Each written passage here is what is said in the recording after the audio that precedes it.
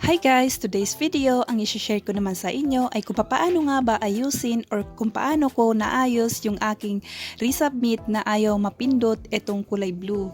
So yun yung pag-uusapan natin ngayon sa video na to.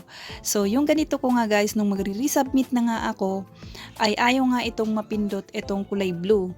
Kahit na anong gawin ko ay ayaw talaga. So naisip ko na i-login ang aking AdSense sa ibang cellphone kagaya nung Android.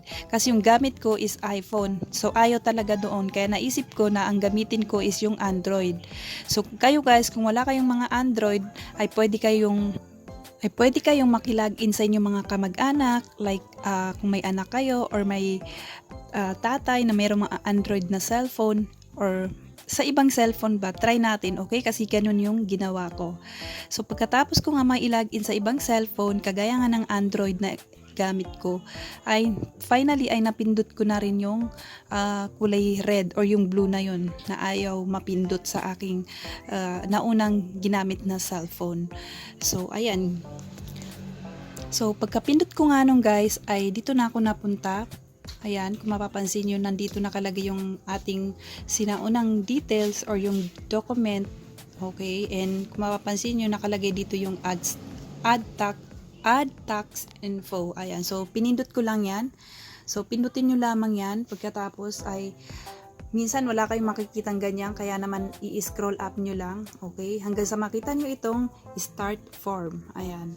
So pagka-click nyo nga ng start form, ay lalabas naman ulit yung ganito. Ayan, so dito na kayo mag-fill up ngayon. So alam nyo naman siguro kung paano mag-fill up, okay? Ayan, yung unang ano na yan ay pinili ko nga lang itong individual. Ayan, pagkatapos ito namang ano ay pinindot ko naman itong no, and then no lahat yan.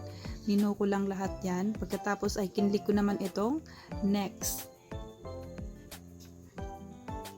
Ayan, so puro no na lang yung isinagot natin dyan kasi no naman talaga dapat. Pagkatapos ay pindutin lang natin itong submit. So pagkatapos ko nga guys fill upan lahat ng information ay ito na yung nakalagay ngayon. Ayan, accepted on 27 October 2024. So ibig sabihin nun ay okay na or naaprubahan na yung bago natin resubmit.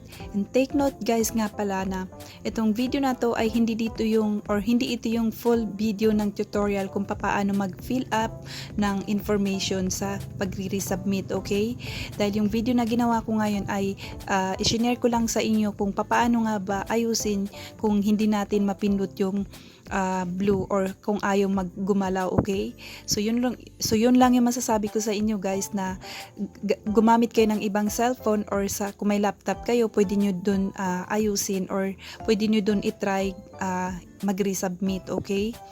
So yun lamang guys. So I think hanggang dito na lamang. Sana ay nakatulong tong video na to sa inyo or sana ay may natutunan kayo. Please give it a thumbs up kung nagustuhan nyo and subscribe sa aking channel para updated kayo sa iba ko pang i-upload na mga video dito sa aking channel. Thank you so much for watching!